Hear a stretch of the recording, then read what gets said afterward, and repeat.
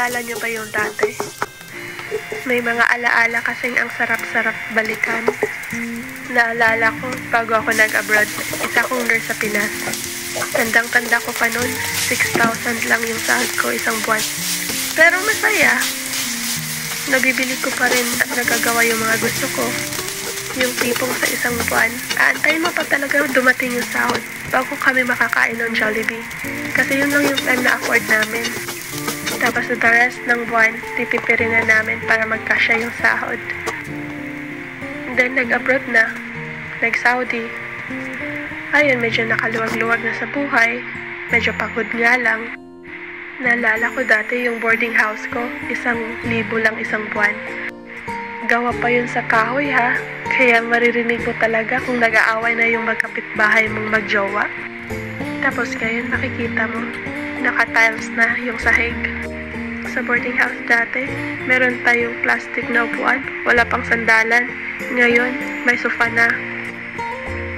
Meron na ring fridge, yung may laman.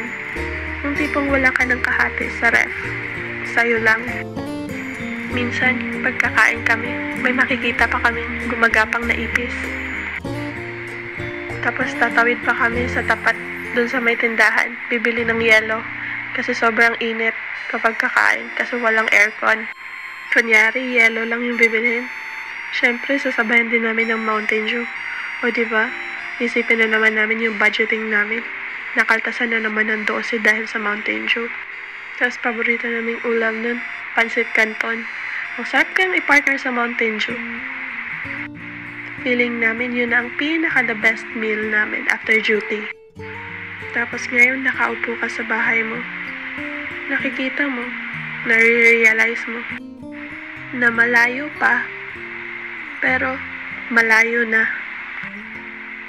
Nakakaupo ka na sa komportabling bahay, natutulog na ng may aircon, hindi na pinapawisan sa init na buga ng electric fan.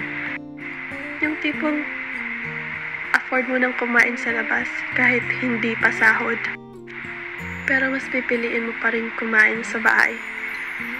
Yung comfort food mo, yung mga pagkain dati, yung corned beef, fried rice. Tapos, wala lang, simple lang ng buhay. Naalala ko rin dati, dun sa boarding house namin na kahoy. Sumigaw yung roommate ko sa kabilang kwarto.